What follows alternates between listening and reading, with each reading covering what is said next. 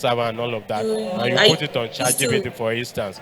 interested in Whatever you this feed job. ChatGPT, It's good again, to always remember, reach it's out to training show it you so ask that for feedback other again. But people I guess can some of use these it. things I Other think people already will ask similar questions. basically. A typical example was And this is the 2 days star ago. methodology when I was I mean, answering I told my wife that questions I could help her for in one of situation is. It's neural almost like how you network build and your all of CV. that. You tell So them what you are doing now, right? eventually I have to So write what the some code in situation Python. is, the So task you writing the code, I to was getting address some the errors. So I situation. just put it And on I advise ChatGPT how people it can help. it So is then better to answer after two questions and I answer came them back well and I and in asked good another detail question. than to So the rush and response he answer gave me 10 was like, questions and answer them based on shabbily, what I wrote, basically. everything, the And way I it's wrote it, also and say because you based on leave this, this you is want to what leave and the what and what you recruiter can do. wanting more. And Like, don't oh, get I me was wrong, able it's to not ask him that you more cannot use it. questions, There are so because many AI. For me, he took his time to generally, when it explain comes to in detail penetration this testing and all of situation. that, So I will use take a Olama. problem or Olama a is an AI system situation that you can and talk host them through locally. that You can situation. use But it don't have without one internet and example. Have maybe three. everything. Prepare for three Whatever you do examples so is you there can within talk them through those three examples. your This was the local system. situation So within the at the end of organization, it and all, then this was what we uh, did, and these were the actions that we 42001 took, is a and this was the framework results and my that learnings help you from that navigate situation. on how So to this is implement AI, basically some how of to the use areas AI. and tips Every in how organization is to using AI. A lot of build your things is happening. resume I and have how a to lot of ace your example, interviews. even But in health I'm section, always in very happy education, to whereby also do AI mock means interviews. So if you have based on the data interviews, they I have love mock before, they interviews. give They really what do you help. call it?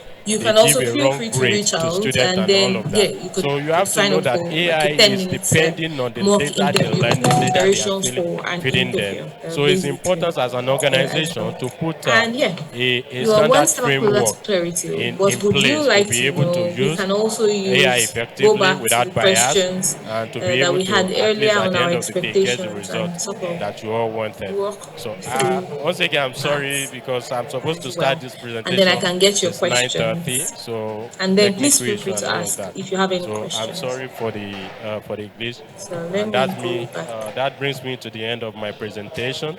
Once again, I want to say thank you to Session. Session is doing well.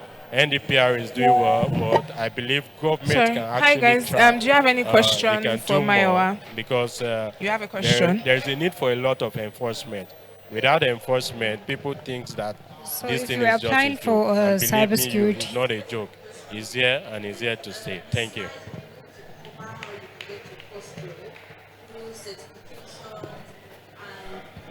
Please, can we give him a round of applause, please? In fact, I'm particularly in love with this presentation. 15th of October, I will be in Rwanda to present on this same AI management system. So, and one thing that caught me when he was speaking was that AI is not going to take your job, and that is the fact. If you look at the research from Goldman Sachs, he said 2/3 of jobs could be partially automated Hi by Mayowa. AI, but Can you many hear us of these please? jobs will be complemented by AI, Okay, not so yeah, substituted we by are AI. live That means here at the AI venue is not going to and we have substitute your someone that job, has a but be question. complemented. And for me particularly, I have used AI to do a lot of things, and I was marveled at the way it works. if you were I asked applying AI for a to generate a cybersecurity job document and in MS Word. I and used you Paid have AI other and I experiences, couldn't have done that job in 3 would days. it be Thank you very relevant much, to Mr. include it, or Adekunle. So in would the it next just 2 minutes, exclude it like it never we would like existed, to. or would it be best to include it into your resume?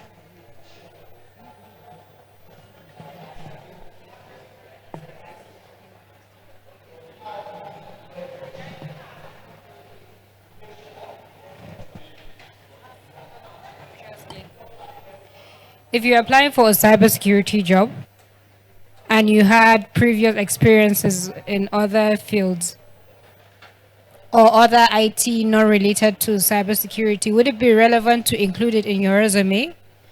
Or would you just tailor it to being a cybersecurity person?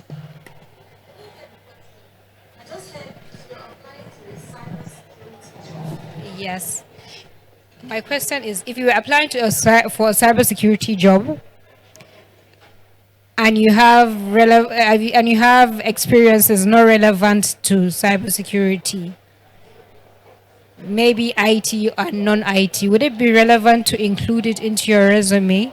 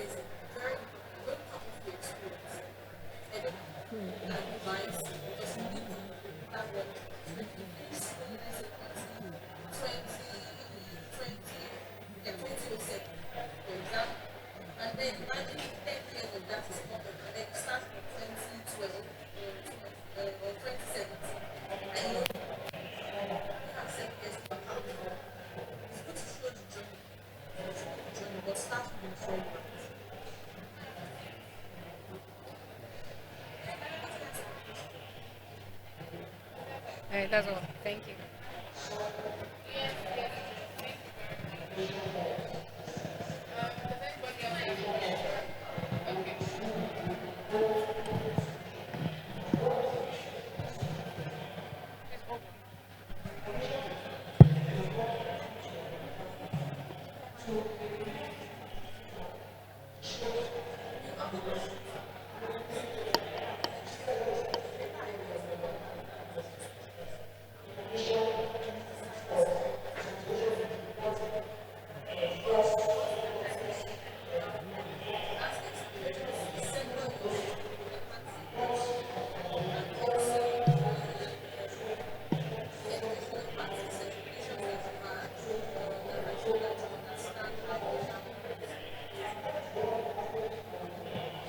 She's speaking.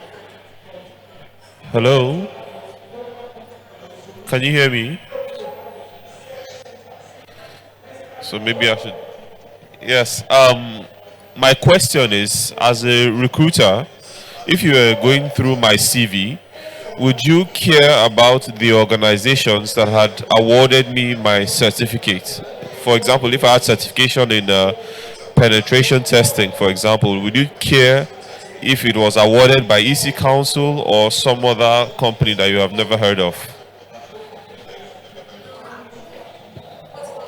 It varies, but most times they want to just be sure that you got the certification, not who you did the certifications with. But in specific cases where the recruiter and hiring manager knows that those certifications are supposed to be with a particular body, right? Then it matters. So sometimes you want somebody who has CISA, for example. I don't know if I'm pronouncing it well. Doctor, that's how they say it, the hiring manager. So the hiring manager says, I want CISA. So for me, as the recruiter, I'm believing that CISA is done by a particular body, basically. So that's what the person is basically looking for. So if it's a particular one that is more generally used, basically, then they will be expecting it from a particular body. But if not, for like penetration, all those, no, doesn't matter. Doesn't matter.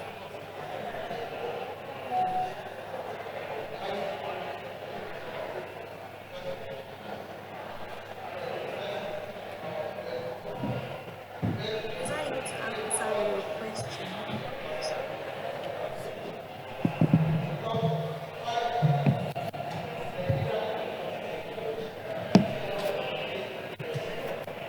Hello?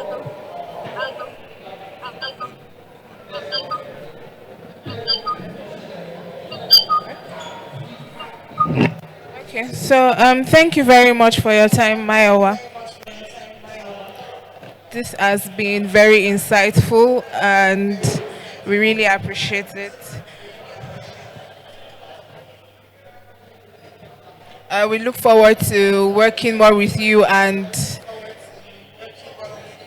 having more insightful sessions. And you guys, you can give Mayowa a follow on LinkedIn. Mayowa Akinsoya.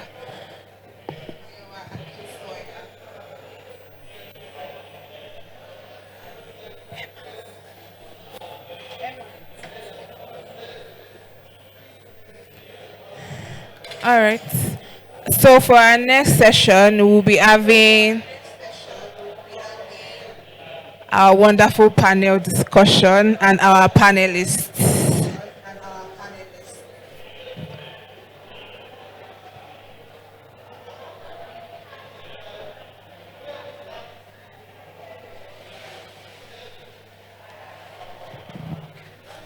Good morning, everyone. Sorry, good afternoon, everyone, and welcome to the next session of this event. My name is Emayak Ekong, and I will be your moderator for this panel session. So the topic for this session is launching your career in cybersecurity. And I believe this is a topic that most beginners can relate to, because it is one thing to want a career in cybersecurity, and it is another thing to know where to get started or how to get started.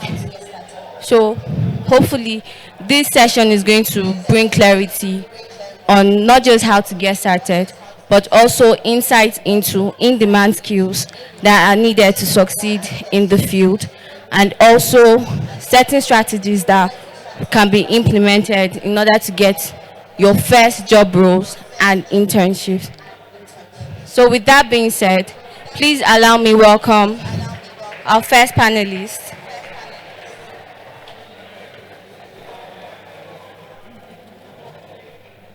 Please allow me welcome Mr. Yakubu Berma.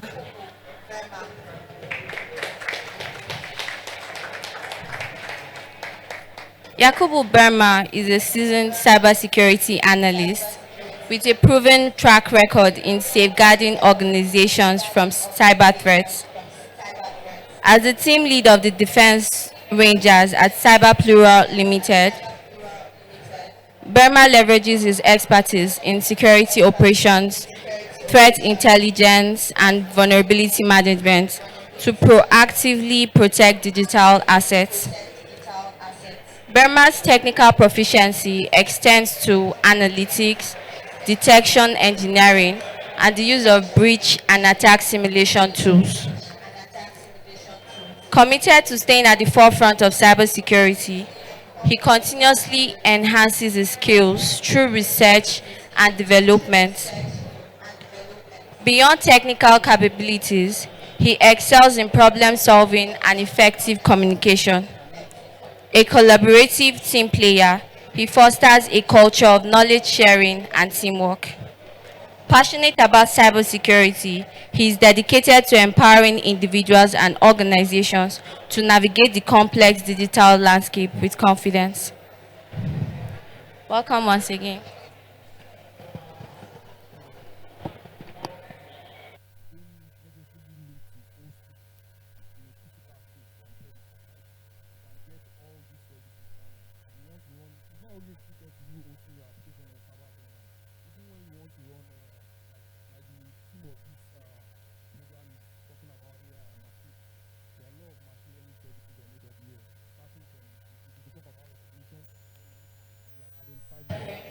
Two, two, two.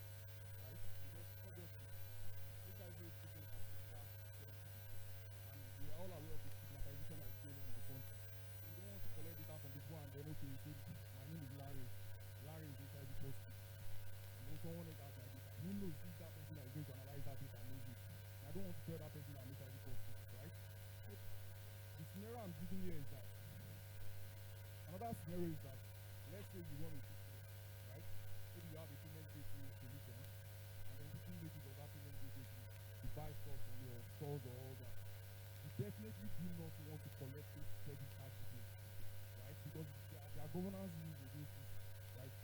There are laws against that, right? Lastly, there are instances where people fill forms, right? And then they put in their data. When they put in their data, these are sensitive, personal identifiable data that is not supposed to be out there, right? So if you take those information and then you put it in the database or you put it in the storage, how sure are you that, number one, you are going against the law? Number two, how sure are you that one of the reasons why those laws are set in place is that security is something that is growing. There is no perfect security anywhere, either on-prem or in the cloud. That's one of the reasons why we have those laws. So the reality is that there are some data that you are not expected to collect. Now, how do you guide against it? We've been talking about AI things. Companies should put in mechanisms to guide them on how to effectively use AI to guide their business operations and all that. And that's what we are going to do. This web app here, I'm going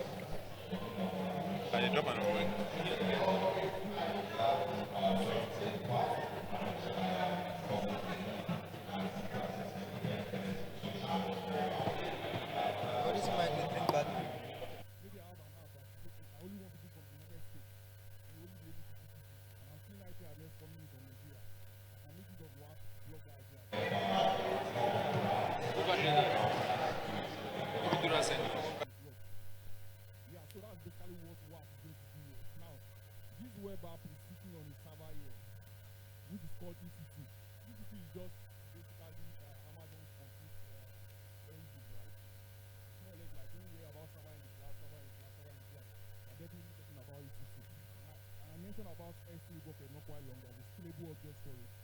Once you put in those personal identifiable data, it's going to come into this S3 bucket as files. Right? They are going to be sitting down here as files. Now, what do we want to do? What we are going to do is I'm going to trigger another service on AWS. Now, the reason why we are using different services, right, for this illustration is so that you can appreciate what is going on the cloud. There's a lot of services that you can incorporate into what you do. I've talked about the server exposure, the computer engine, EC2. I've talked about WAF, the potential web app. I've talked about object storage, right? Now, for us to be able to run a scan on those files that are saving inside this object storage, we are going to trigger another service which is called event-based scheduler. What is an event-based scheduler? It's more or less like it helps you to automate your task. Right? Automating your task will work with based on events or based on time. You can trigger an event-based scheduler based on events or based on time. And what I'm going to do here when I start the demo session is I'm going to check the current time. I'm going to put maybe like next 2 minutes. I want you to trigger something. I'm going to do that. Now, once the event-based scheduler is triggered, you see that the next thing we have here is called AWS Step Functions Workflow. What is AWS Step Functions Workflow? That's another service again on AWS. The event-based scheduler I'm going to trigger it based on time because I want it to run some set of actions, right, on this particular bucket, hosting this partner identifiable data, right, which we already know is against the law. We are not expected to collect this data. A knowledge at the level of the security plus. So I hope I've been able to answer your question. Yes, you have. Thank you very much. So, on the issue of in-demand skills, this is directed to Mr. Berma. What technical skills are most sought after in the cybersecurity industry? All right, good afternoon, everyone. Thank you for this opportunity. So, technical skills, starting from networking. Now, when we said networking, we don't mean you need to be someone that could configure Cisco routers, Huawei routers, and all that. Yes, just having the understanding of this networking, not just what a network is, but how it works. Right. So having that skill is very important. In fact, it is the foundation of someone who is looking at technical skills in cybersecurity. Having a very firm foundation in networking is very, very important and very necessary. Now, apart from networking, someone that understands SIEMs, someone that is have understanding of analytics. You could see something and you could analyze these things. That is for someone who is in the defense area. You look at SIEMs. What are these things saying? Understanding of Linux, the Linux environment, and other operating systems. But Linux is kind of understanding Linux is kind of very key. Yes, having to know other operating systems and how they work, Windows and the rest of them is good. However, having a strong understanding of Linux helps a lot because almost everybody uses Windows every day, right? It's like the most common operating system. But for someone building a career in cybersecurity, looking to build a career in cybersecurity, understand that operating systems is very important. So for someone who is looking to start, these are the common technical skills that when you have, you could build almost any career path. You understand your networks and how they work and have operating system knowledge. From there, your sky is just your limit. Thank you. Sorry, let me just add to what Brima said in terms of technical skills. If there's one thing in cybersecurity is that we are in a cyberspace driven by data and information. So another technical skills will be your ability to be able to find those information, find those data online. I was talking to someone and the person told me she's a GRC analyst and could not perform what we call OSINT. It was like, oh, it's technical, it doesn't concern me because I'm a GRC analyst, and I had to like interject and say, no, that's not correct. Now, the reason why I'm saying that is because cybersecurity at the basic level is the protection of things in the cyberspace. All right, so regardless of your current role, you should be able to have some of these technicalities, find this information out there. All right, I keep telling people that cybersecurity is not like any other field in tech. All right, cybersecurity is more than it's like, let me bring it home. It's like you've been in military. All right, so let me say something. There's an analogy. There are 5 realms of warfare. There's the land, there's the air, there's water, there's space, and there's the cyber. If you have village people, there's also spiritual. All right, so but I'll skip at the cyberspace. Now, if we have military, police protecting both land, water, and let's say the space, so who's going to protect the cyber?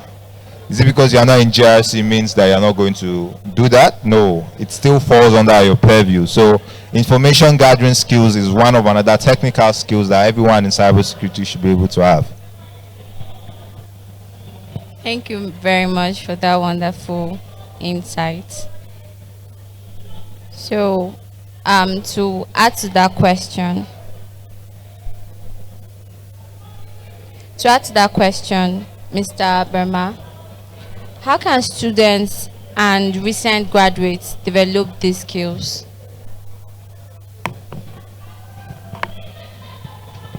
Okay, there is no magic to skill development. It's simply looking for a platform, right, that offers this training and then taking them with dedication. Now, there is free training on YouTube, unlimited resources.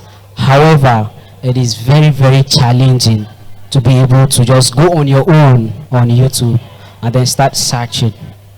For someone without any directions or any roadmap to follow, it can be very, very challenging. So, in order to develop these skills, you do your little research, attend conferences and meet people. And by the time you network with people, if you network with someone like Toby, because I remember in school, I started having all these technical skills when I attended Capture the Flag that was organized by him. So attending events like Capture the Flags, you will be surprised how much the little knowledge you have can be translated into this technical space. So solving Capture the Flags on your own can be very boring. In fact, the cybersecurity journey, doing it on your own can be very boring. So in order to develop these skills, whether you are a student, whether you are a graduate, whether you are looking to transition into these cybersecurity skills, attend events, network with persons that have done this stuff. YouTube is there for free training. Of course, if you have $100 or $200 lying down somewhere, of course you could pay for platforms like Try Hack Me, and there are also free content on platforms like Try Hack Me. So you could take them and then you follow these things, and not just following them, you are dedicated in doing them. Now, having people like Toby, as I said, having people like them to tell you take this or do not take this, right, will give you will allow you to filter out the rubbish that is going on in the space, because you can come online and you'll be like, today someone will tell you, oh, be a hacker, and hacking is just the things that they are talking about, and be like, yes, I want to get this technical knowledge in hacking. There is more than that. So in order to obtain all these various things, you need to know what they are first, then how you could assimilate, you could get these things, how you could absorb these things. On your own is it can be very difficult, it can be very hard, it can be very challenging. But if you have this dedication, you go to platforms just like the ones I mentioned. There is Try Hack Me, there is Hack the Box, and there is YouTube. There are both free content and there are both paid for content. And in fact, Cisco is having this Skill for All platform. It is another platform that you could learn a lot from there. So when you are dedicated in doing all these things, you are dedicated in learning all these things, you can't do them in 1 day or in 1 week or in 1 month, right? But if you have a clear path, and you can't define this path by yourself anyways, and that is why you have the people around. So it's all about knowing people.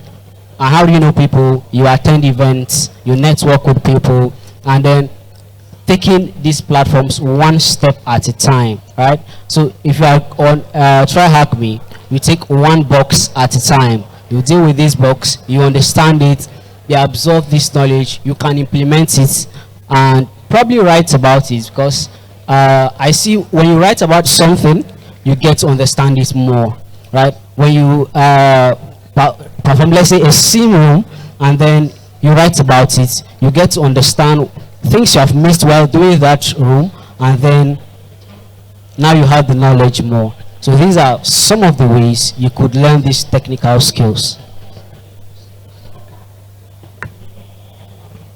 Thank you very much. So guys, we've heard networking is important. So before you leave this venue, make sure you've collected enough contacts, because who knows, your destiny helper might be seated right beside you. So my next question is directed to you, Mr. Farouk. Are soft skills like communication and problem solving equally as important as the technical skills? Hi again. So yes, soft skills are very important. As I said, I work in GRC and there's a lot of collaboration, and firstly you need buy-in. Before, you can't just come to the office and set a policy or try and enforce a rule. You need to ensure people understand the need for these policies, for these rules, and get their buy-in. Everyone needs to know their responsibilities. So firstly, you need to communicate that very clearly. So communication comes to the forefront. I find that a lot of the time you have to assume the mantle of leadership, because with the way, managing human beings is just not easy. So sometimes you have to make those hard decisions. You have to take the matter at the scruff of the neck. Yeah, so soft skills, again, they are just really, really important. And with regards to when you collaborate with a lot of people, you find that dealing with certain people, everyone has a different nuance to how you deal with certain people. You have to be maybe harder on some people. You have to take it more easy with others. So when you find yourself in this space, and with the way things move, with the way things evolve, you find that having the technical skills is just one aspect to delivering your job. Once again, as part of my responsibility, speaking to management, those that are non-technical, is one of those soft skills I have. So you need to be able to translate your reports from like your SIM solution, from your firewall to management. So creating dashboards, creating diagrammatic representation of this data and being able to communicate it clearly is very, very key. So yes, develop your soft skills, sharpen your soft skills. They will take you very far and make your life much easier in the cybersecurity space. Thank you very much. My apologies. I was supposed to let you know before we get started. Please try to make your responses as short as possible, please, because of time. Thank you very much. So on the issue of landing your first cybersecurity job role, Mr. Ayodele, what advice do you have for students and recent graduates looking to break into the cybersecurity field?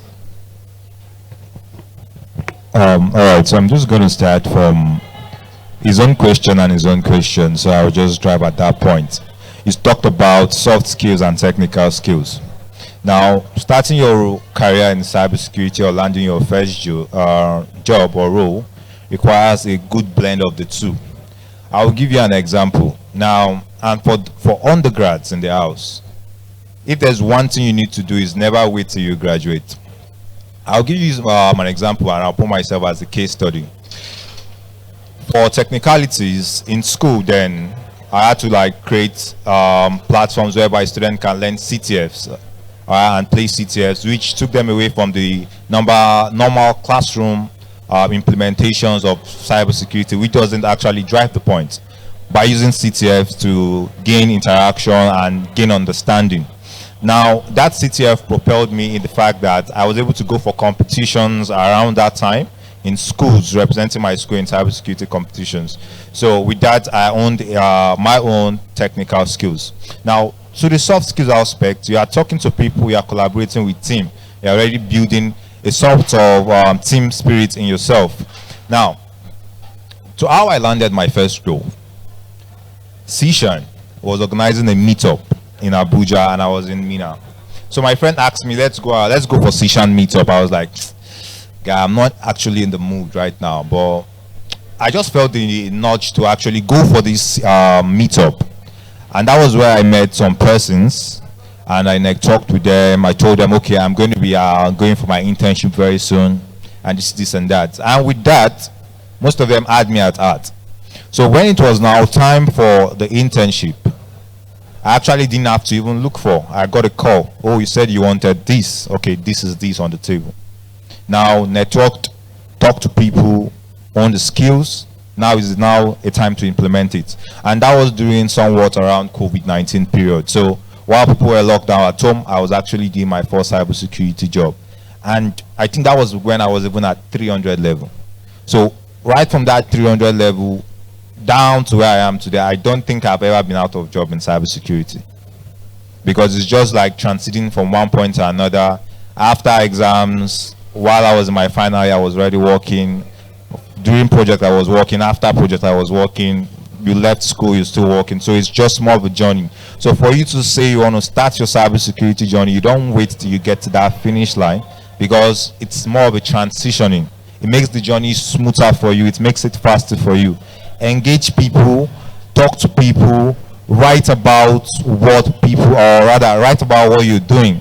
All right, so let me just give you one other example about a role I got. So during the time that I told you I got the first internship, it was COVID-19. That was not my IT period. When it was my internship period, I was already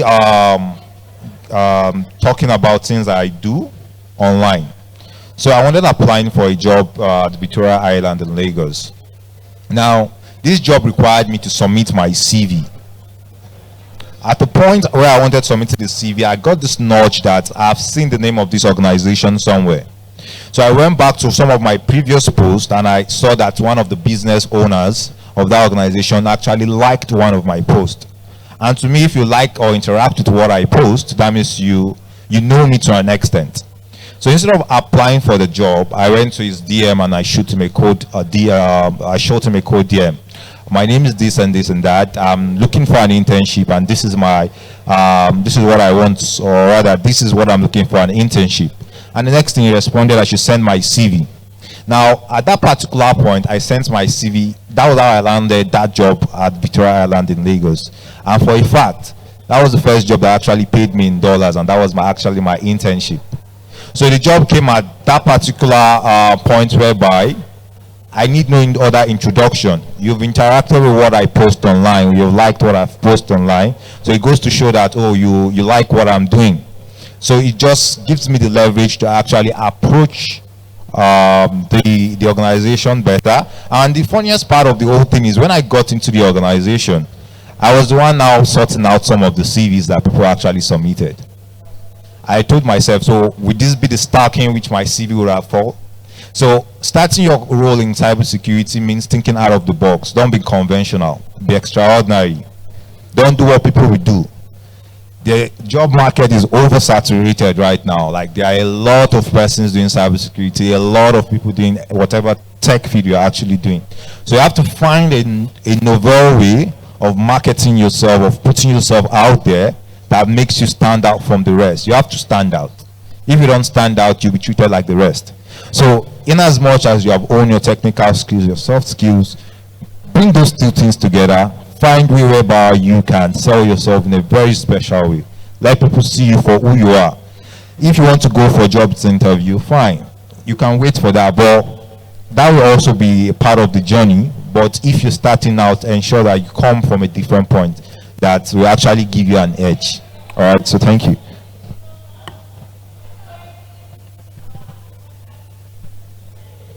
Thank you very much for that. Mr. Farouk, say I just completed my cybersecurity training and I want to start applying for jobs. How can I build a strong cybersecurity resume and cover letter? Well, I think in the last session, for those that were here, we got some very nice points from Mayowa with regards to building a strong CV.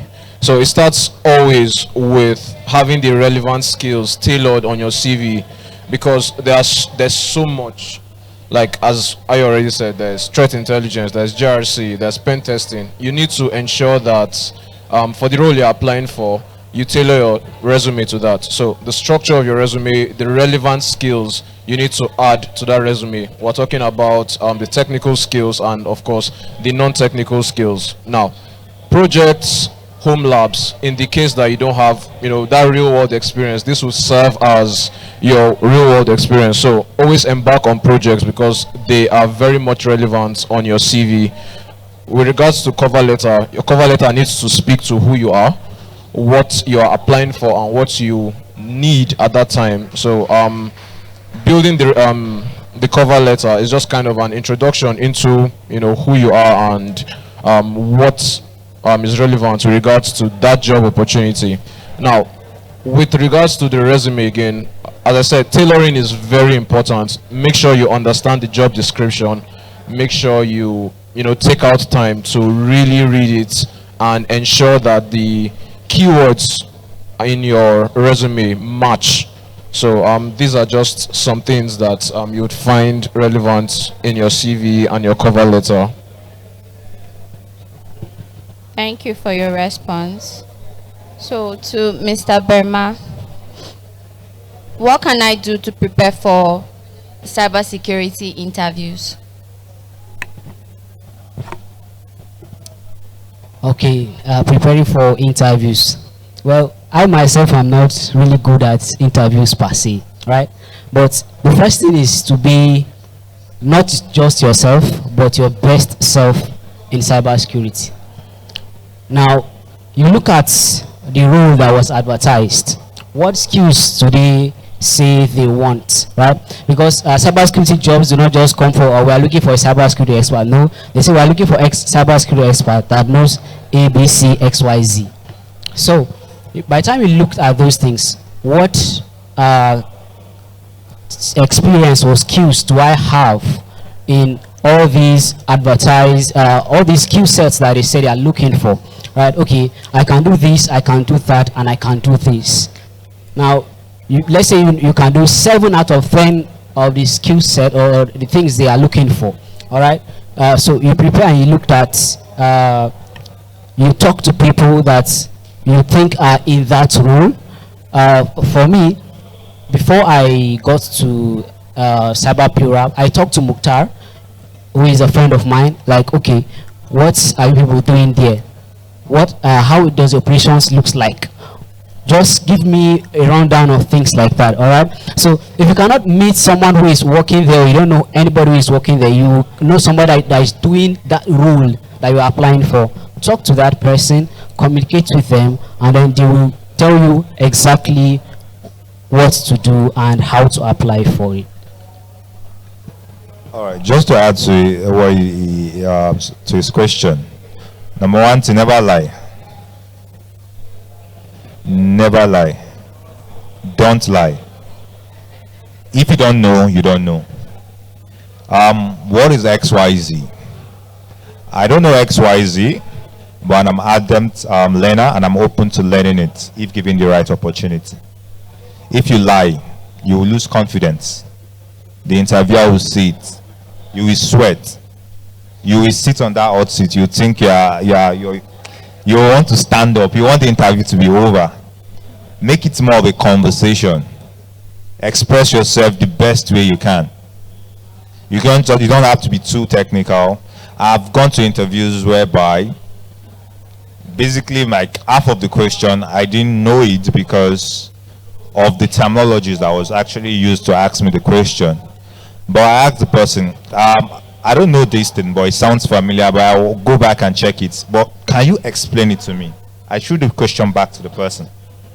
And the interviewer, actually, it was a technical interview. He explained it to me. I was like, oh, is this not the also name for this? It was like, yeah, the name's like, oh, and we had a conversation about that. But at the point whereby you have to lie, you will lose confidence and you will jitter. You will say a whole lot of gibberish things that actually don't make sense because you are trying to prove a point. So never lie in an interview. That's just it.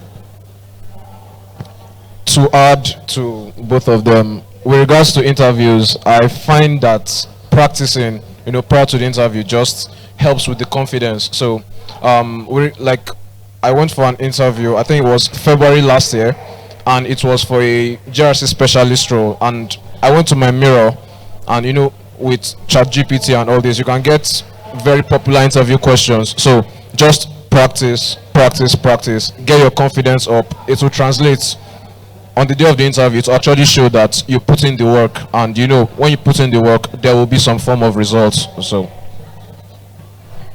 thank you for your responses.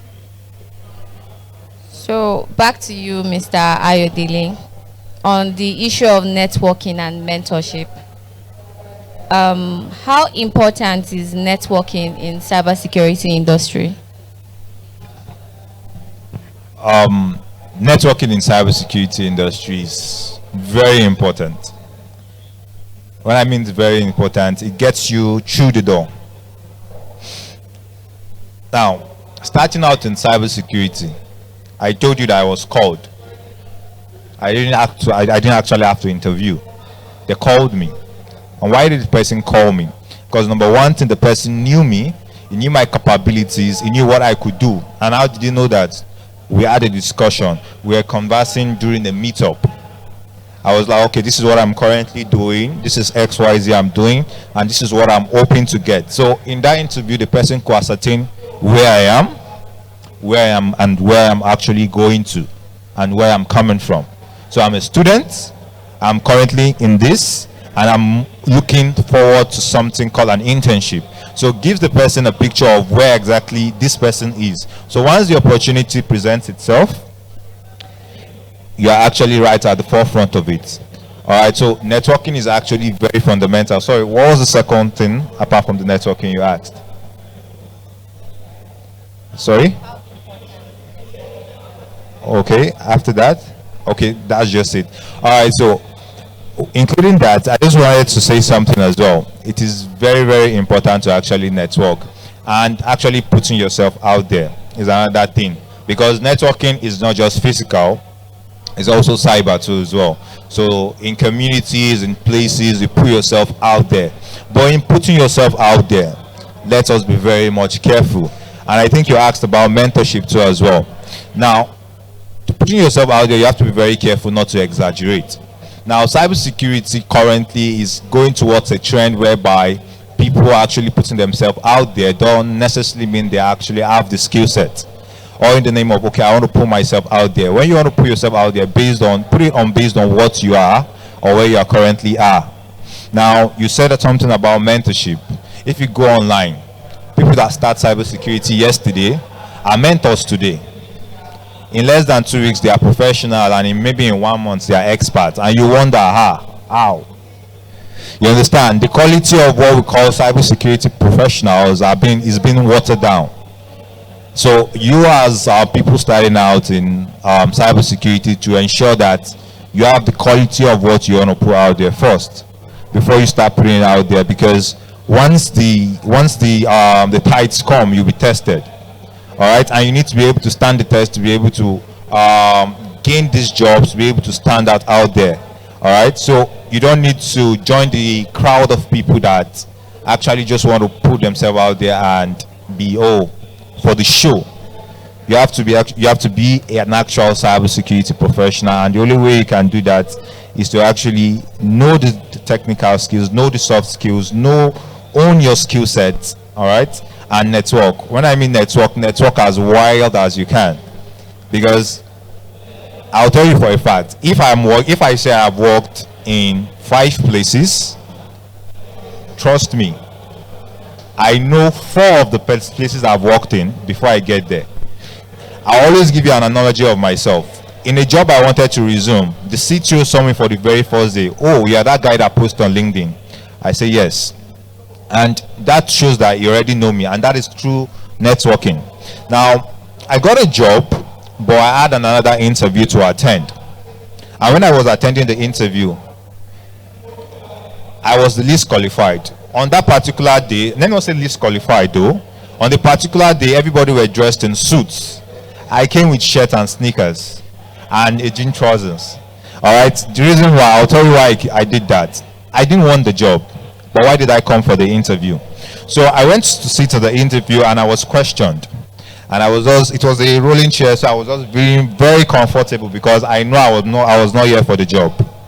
All right, so the interviewer asked me the question, do you know what you're here for? I was like, is this a graduate training? Because I applied for so many things at that time. So I actually didn't know what I actually applied for, but I just got called to the interview, so I was lost. And he said, no, it's a graduate training. Are you a graduate? I was like, no, I'm not a graduate. He said, no, that this is for graduates. Didn't you know it was for graduate? I was like, sorry, I didn't know, but okay. But we can't take you. I said, I understand. I just came to meet you. And he was startled. You came to meet us.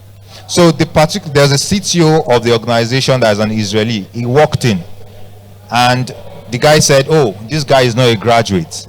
And I was like, I told you we only employed graduates. He said, the guy, no. He said he came to meet us. And the Israeli man was startled. You came to meet me? Like you passed all through this interview just to come and meet me? Because the interview was quite technical at some point. I was like, yeah.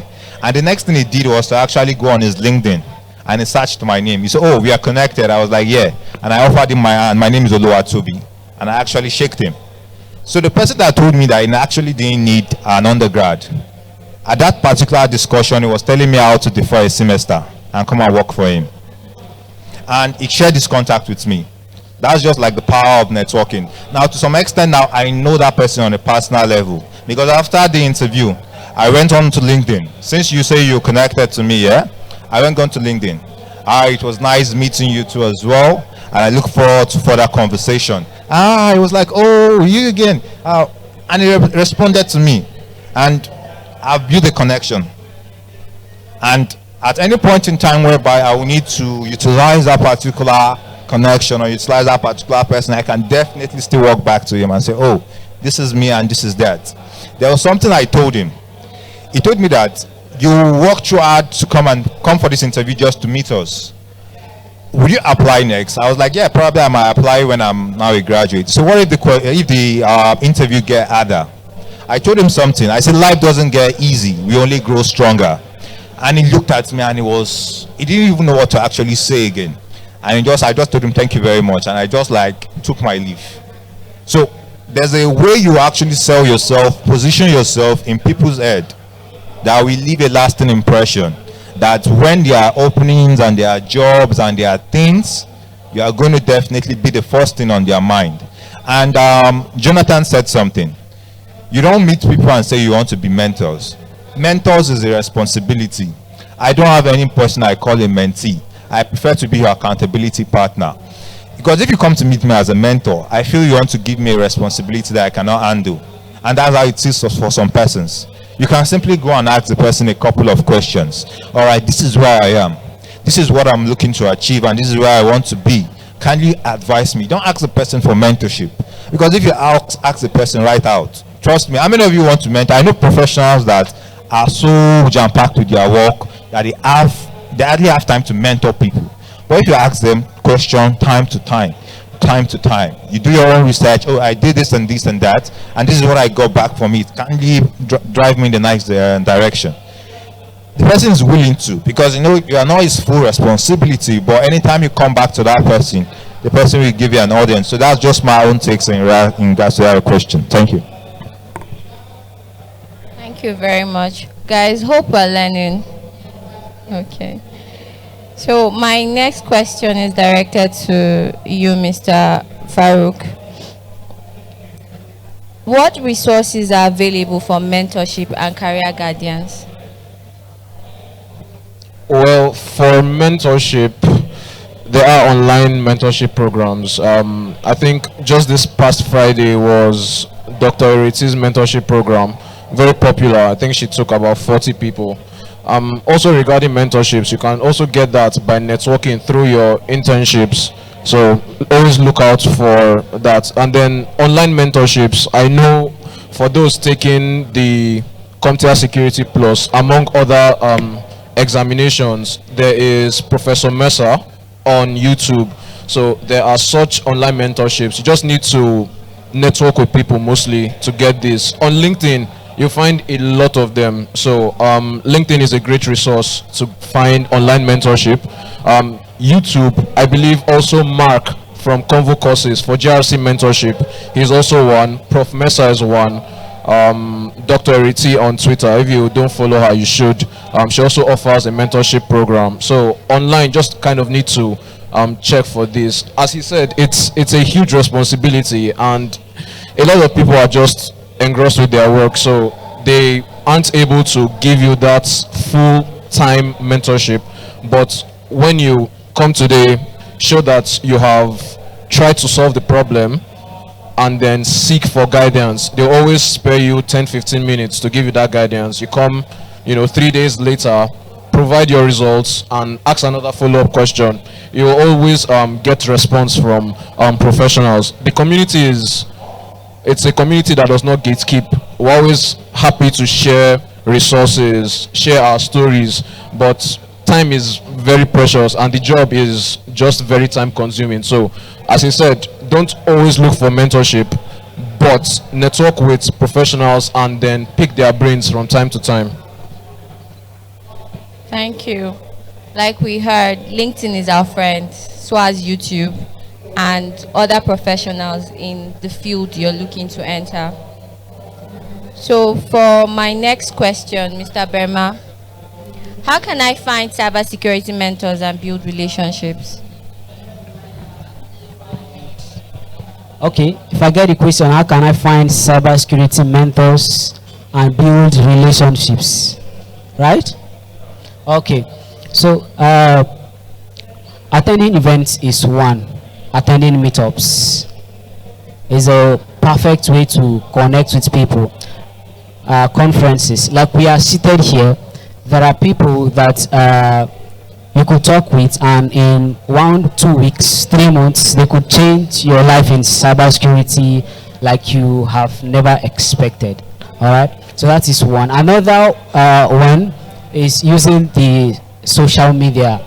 Now, Twitter and LinkedIn is a very, very busy place when it comes to cybersecurity. Like we talked about Dr. Irite, I think is it Miss Confidence? She's having her own programs too. There are so many of them we can find online. Only if you are what they call it, intentional about finding these people, you will definitely see them. All right. So attend events, check for them online, follow these people, post about it. All right, the people will reach out to you. Last month I had someone from Wazoo reached out to me about something. He said my profile matched a certain thing they were looking for. While I searched for their what they call it, when I searched for their platform, I saw that I could do 2 of the job they were looking for, but I couldn't do the other 2. I reached out to someone, Mr. Sam. I think I saw him, but he's no longer here. He left. I reached out to Mr. Sam, whom is, I won't say a mentor, he's someone that I reach out to him ask a question and he gives me the answer. Ask him question today and right. A tree does not make a forest. About you used to say that thing, right? So you reach out to this person today, he gives you an answer. Have like 2, 3 persons that you know you can reach out to. You reach out to Toby, he will answer you. You reach out to this man, he will answer you, and so that is how you build that. People are very busy in cybersecurity. The job is very, very tasking. So if I say I will mentor you, I will feel it's a lot of work, just like these people have said. But find 2 or 3 persons that you could throw them questions in 1, 2 weeks. These people will answer you and your journey will be so smooth because there will be maps for you to follow, because they will tell you do not take this, oh take this. Okay, I want to do this. Example, I want to be a blue teamer, but I'm taking a course that is taking me towards red team. He might say, oh well, while this is good, but you should have done this, right? So these are things that he could do. Now, building relationships, please talk with people, right? Be as honest as you can. Be as friendly, not just too technical every time. Be friendly with people. Crack jokes. No matter how dry your jokes are, try to crack jokes with them respectfully, of course. Right? So these are the way you could find mentors, build friendships, and ultimately building your career. All right. Let me just add a little. Now, don't see mentorship as an escape from your own responsibility. Most people starting out in cybersecurity want to just rightfully depend on the mentors. Like, I have a mentor and that is it. You have to be able to do the work yourself. The mentors are just guiders. They will guide you in the right path. And when you're coming back, come back with results. Come back with what you think you can do next. And let the mentor guide you. And now, he's giving you should I say, a roadmap. Talk to people, chat with them. Number one thing, if you want to reach out to people online, don't go and tell the person, hi, good morning, and you stop there. I will never reply you, I personally. Because, hi, good morning, how are you? What do you want to know that for? if I want to reach out to someone in LinkedIn, someone professional, hi, good morning, my name is Oluwatobi. I am currently at this level. I'm currently doing this and this is what I need from you. If the person look at my message in the first glance, you already know that, oh, I have greeted you and I've asked about you and this is what I'm doing. You don't want to go and start conversations that you have to be professional about your conversations. Know what you are aiming for.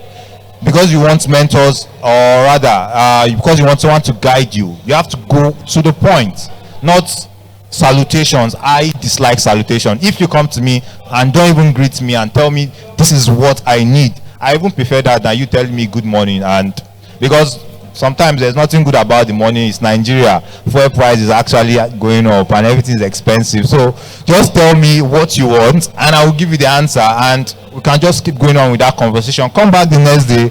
Don't tell me anything. Just continue with the conversation. All right. So that's just my own take. So guys, we've heard it from our panelists. Don't see mentorship as an escape from your responsibilities. So in other words, also play your parts. So for our last question, and this is directed to you, Mr. Farouk. What emerging trends and technologies are shaping the future of cybersecurity? Well, emerging trends, already the whole conference here is about AI, so it's a big emerging trend, right? Machine learning is very big now and AI models are here to stay. When we look at the value they bring with regards to automation of tasks, in GRC there are a lot of repetitive tasks. I talk about rinse and repeat a lot. So you don't find yourself going through these checklists as much as we used to. So AI is a very big emerging trend. For GRC, there's what we call the unified GRC platform, and this is another emerging trend. So with regards to governance, risk, and compliance, there used to be kind of standalone responsibilities. So those in governance create the structure, enforce policies. Those in compliance find regulations that are relevant to you, and then risk assessors do their thing. But now we have these platforms that are combining these three things, because once you have a structure, right, looking at governance, once you have policies, they speak directly to the risks you are trying to address. That's what the policy is there for, to address a specific risk. And when you are addressing risks, you are looking at compliance also. So the unified GRC platform and artificial intelligence are two emerging trends in my area of cybersecurity GRC that have become very relevant, and they are here to stay, and they are only getting bigger and better and more efficient.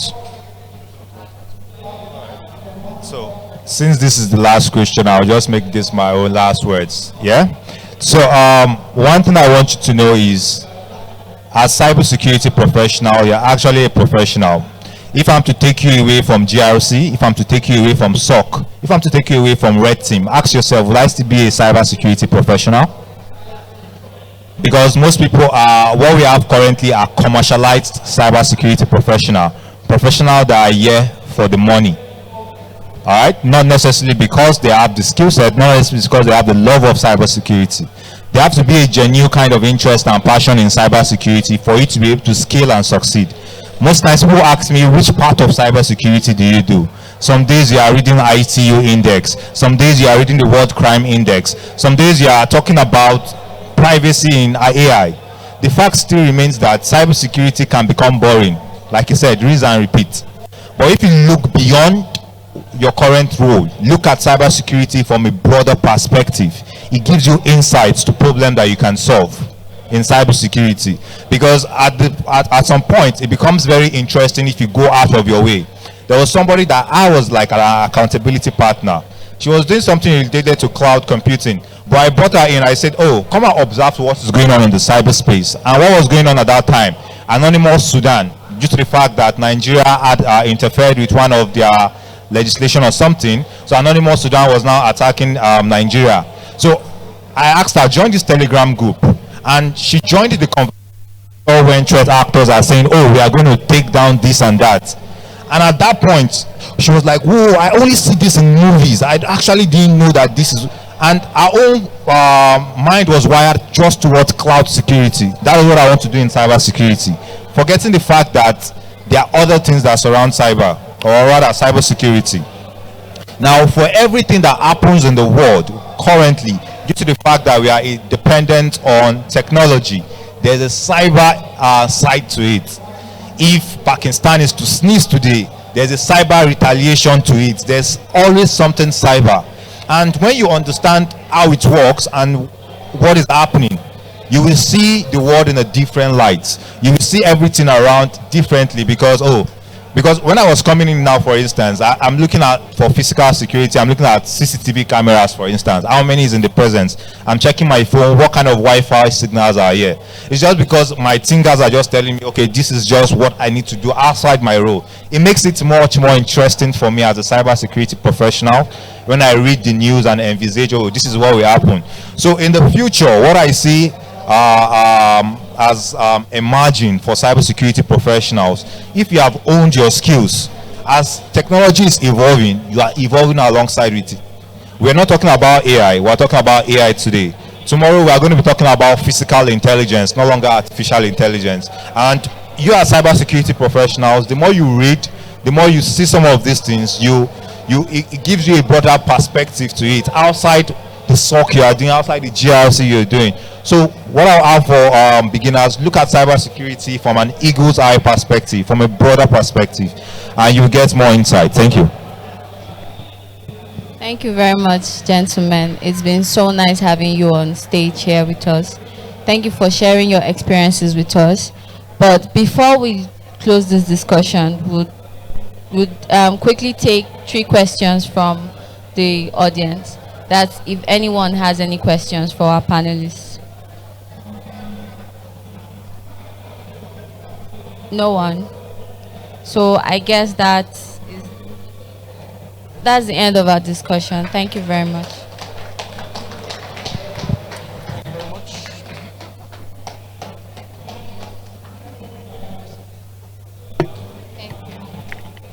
All right, thank you so much. I hope you had so much knowledge and insight from that session.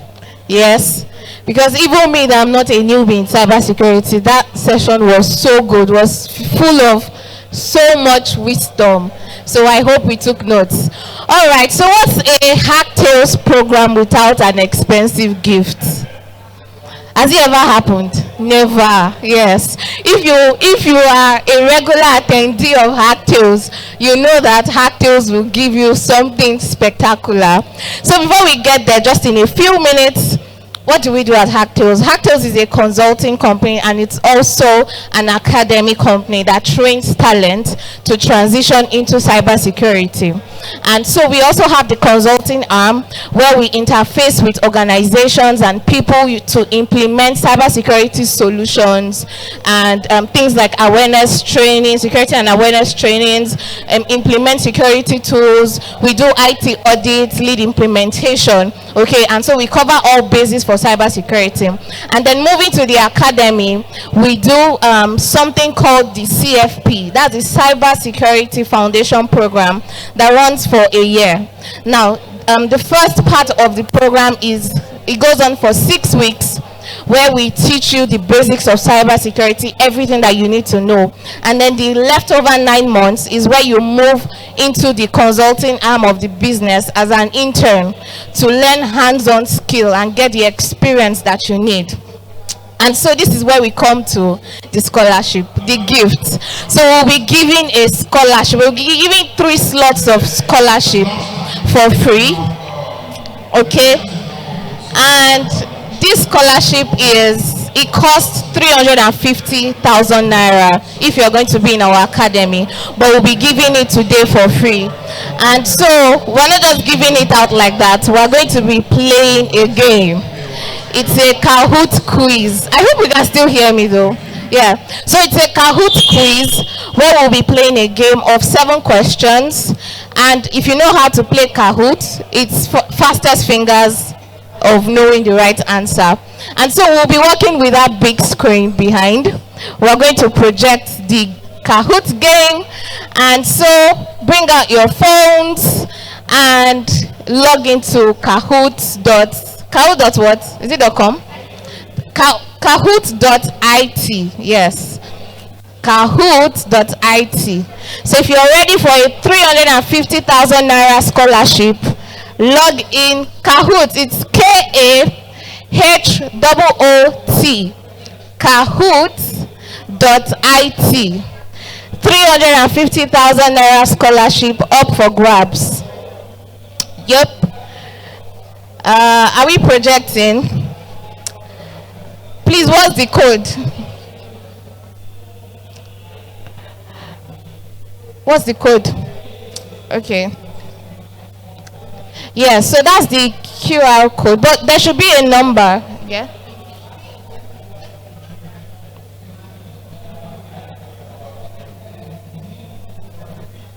Yeah, there's a pin.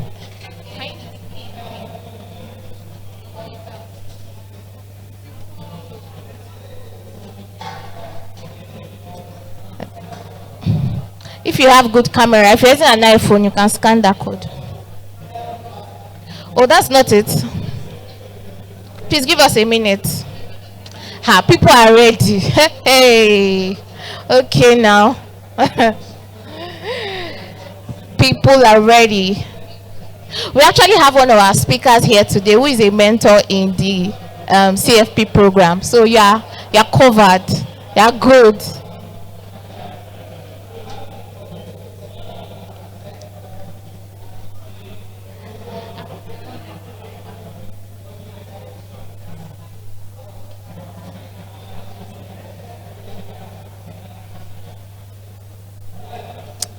A minute, please, or 2, or 3, or 4, or 5.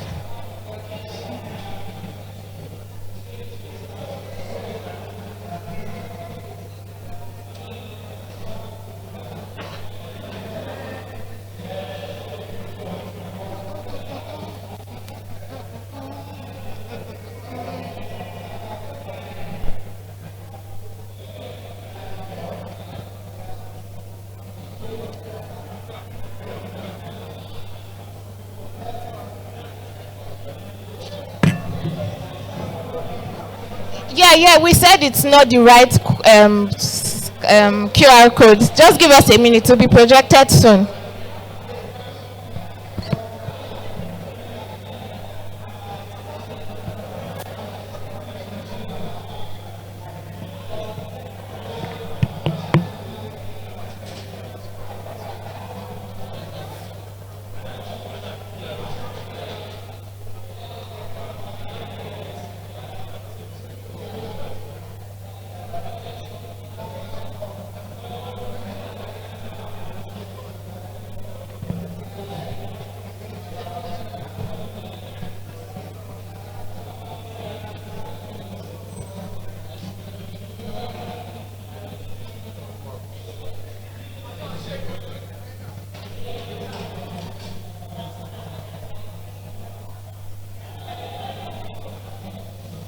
So it's like somebody here, somebody's village people is at work.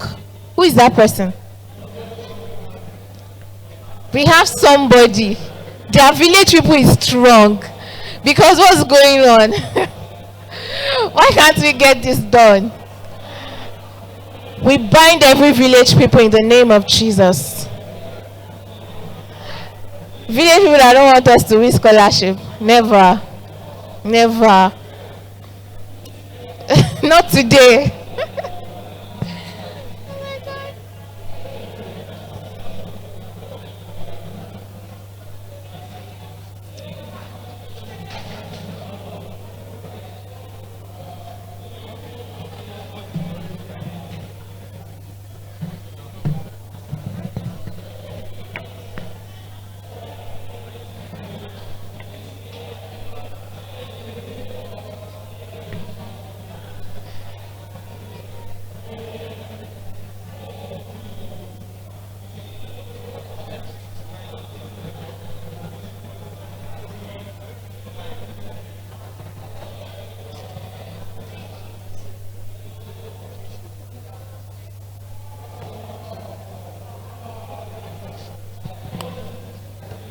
Okay, oh, it's like nobody's going home with our scholarship today.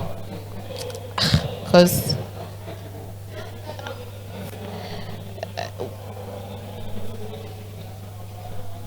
I think it's the network.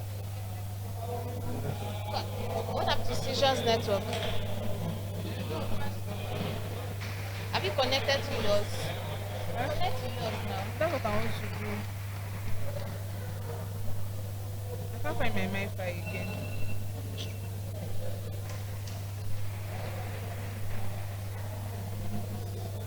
Yeah, wait. So they can only project if I'm on Zoom. Yes, that was funny. Like if you're network. It's Airtel, and I can't find my MTN Wi-Fi laptop. Sorry, sir. Can you help me to pass my laptop, please? Only the laptop. Yes.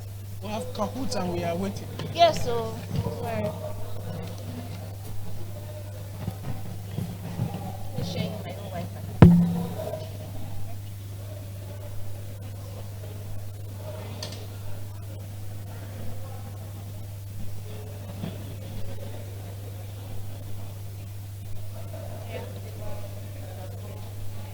Is it working now?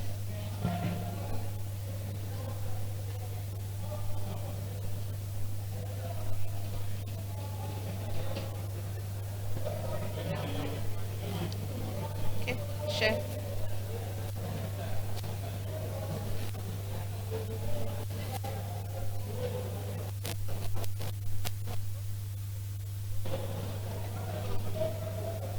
Share your whole screen. Then you choose the tab.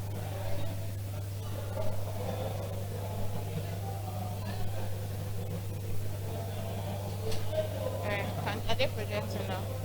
Yes, let me tell you. Emma, tell him to project.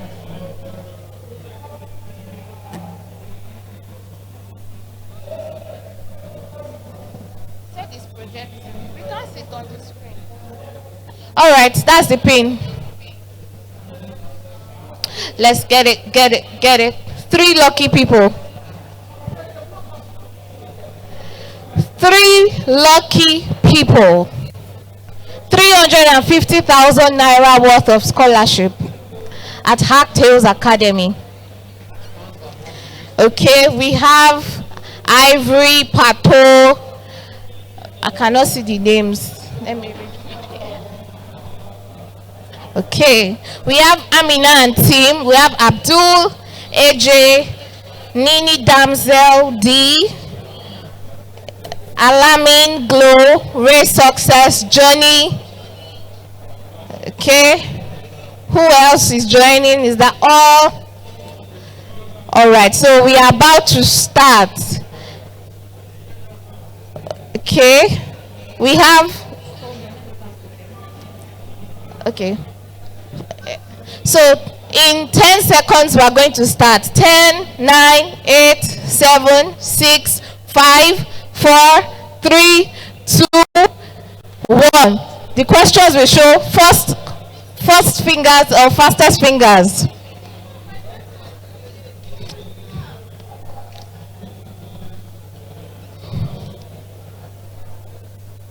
Let's go.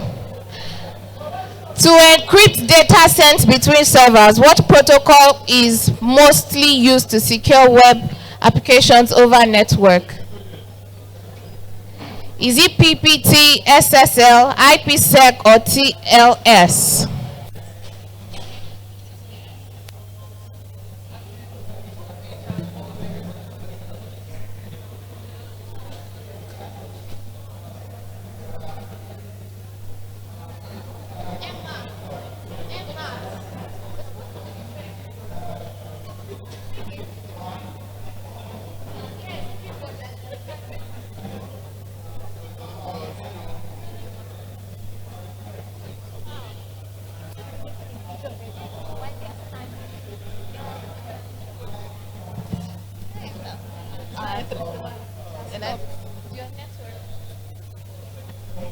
All right, question 2.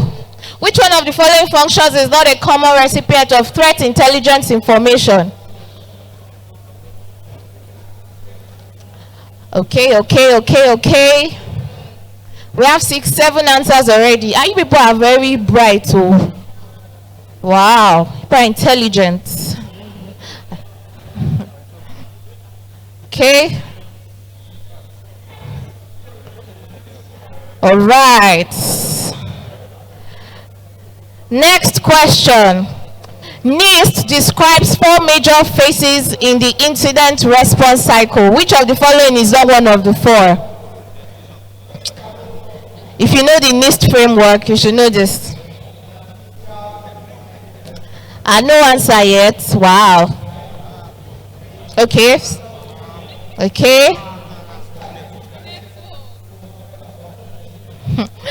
Network is partnering with plenty people's village people. I love it.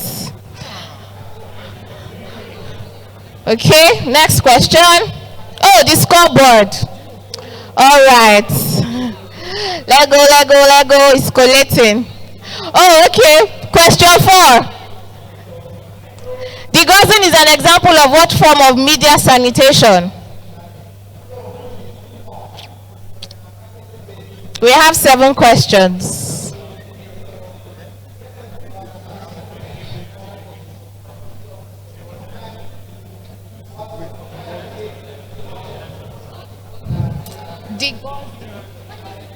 Next question. 5 of 7. What is the primary role of management in the incident response process? Incident response. My guy.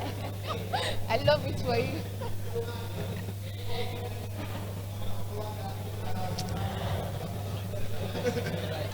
Okay. Next. I think it's the final question that is coming up.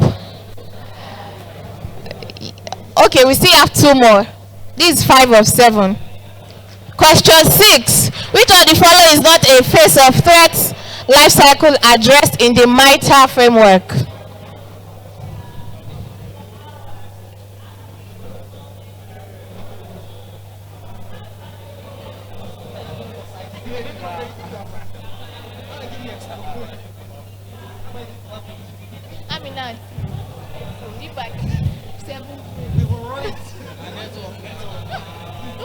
Okay, no voila.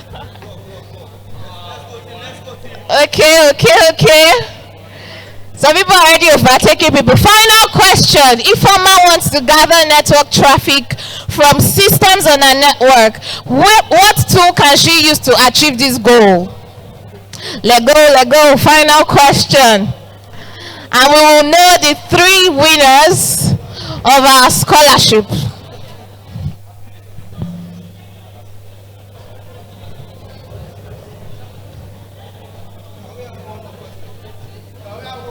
No more.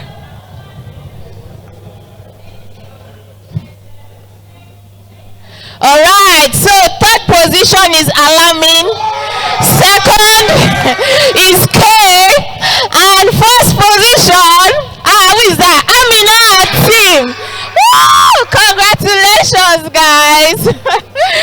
Congratulations. So we have our winners for our 350,000 Naira scholarship at Hacktales Academy.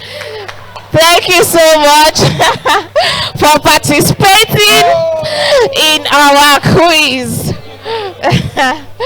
All right. That was a good one. And we had a good run. All right. Okay, so by the end, please reach out to Ayomide. This is Ayomide here. She's going to take your details and she will give you more information on how you can enroll. So congratulations to you guys. Thank you.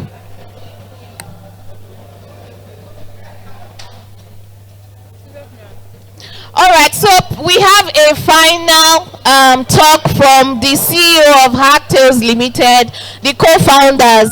They'll just like to give us a short word to encourage newbies in cybersecurity.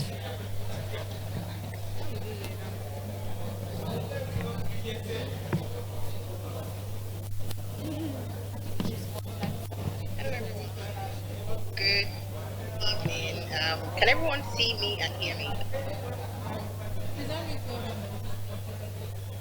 That they should still continue. Thank you to everyone for taking out the time, for making out the time to join us at this year's Career Village 2024.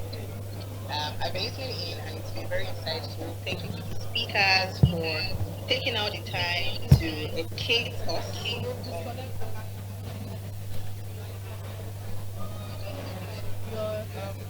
I'm now in team. Sorry, how do we? Okay, I'm coming. Just.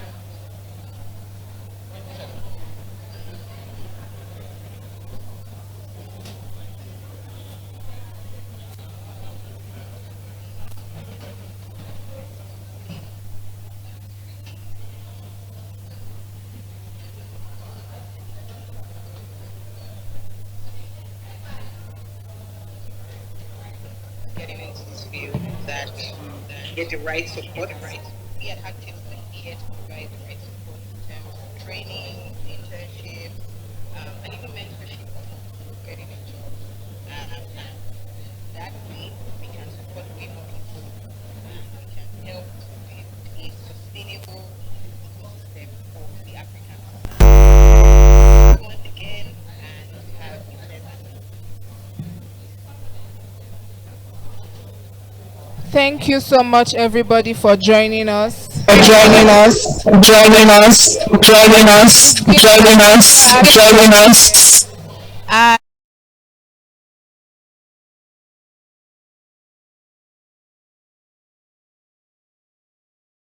Can look us up on Twitter. Can look us up on Twitter. Can look us up on